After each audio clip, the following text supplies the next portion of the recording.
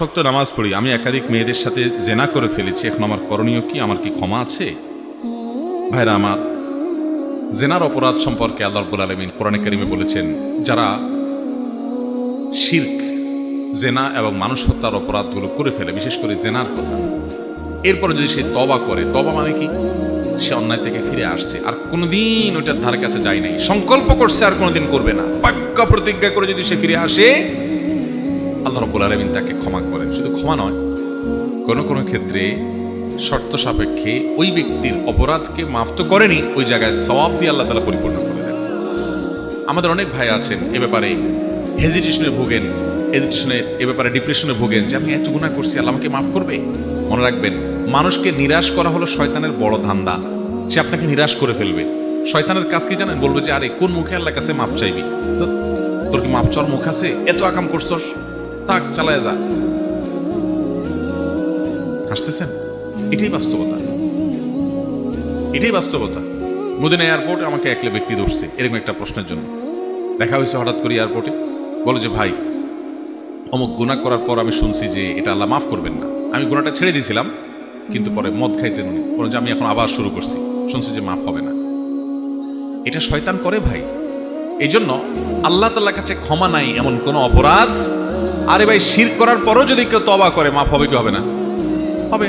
তাহলে জেনা করলে মাফ হবে না কেন? তবে হ্যাঁ, তওবাটা তওবার মতো হইতে হবে। শুধু মুখে আস্তাগফিরুল্লাহ বললে হবে না, ওই অপরাধের রাস্তা থেকে চিরকালের জন্য বেরিয়ে আসতে হবে। ওর ধারে কাছে আর যাওয়া যাবে, আল্লাহ তাআলা অবশ্যই মাফ করবেন ইনশাআল্লাহ। আমি একজন যুবক, আমি রাস্তাঘাটে চলার পথে আমার চোখ নিচু রাখতে পারি না, আমি আমাকে নিয়ন্ত্রণ করতে পারছি না। আল্লাহর শপথ, আমি পাপ থেকে বাঁচতে চাই।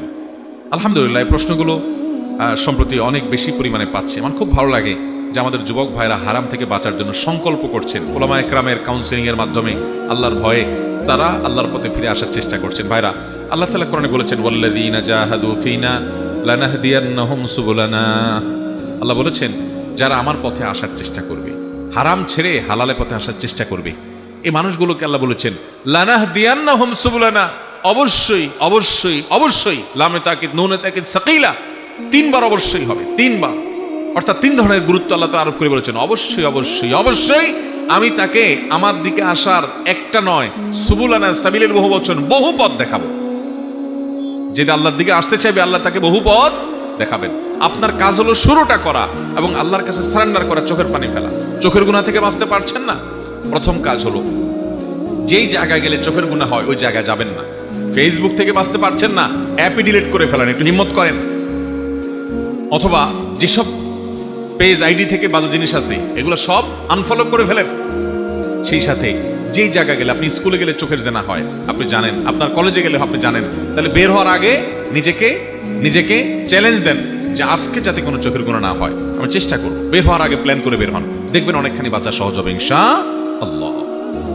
এরপরে যদি হয়ে যায়, আল্লাহর কাছে মাপ চান, পরের দিন আরো টাইট হন। এভাবে আপনি কসরত করতে করতে একটা সময় দেখবেন যে গুনাহ থেকে বাঁচা সহজ হয়েছে। নাম্বার 3, বিয়ে শাদী করার মতো সামর্থ্য থাকলে দ্রুততার সাথে বিয়ে করে ফেলা, এবং সেই সাথে 4 নম্বর, আল্লাহর কাছে খুব দোয়া করেন।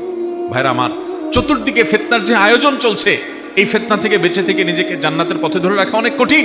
এই জন্য আল্লাহর কাছে পানা চান, আল্লাহুম্মা ইন্নী আউযু বিকা মিনাল ফিতানি মা যাহারা মিনহা ওয়া মা বাতান। আল্লাহ প্রকাশ্য সব ধরনের ফিতনা থেকে আপনার কাছে পানা চাই। আল্লাহ আমাদের সবাইকে হেফাজত থাকার তৌফিক দান করুন।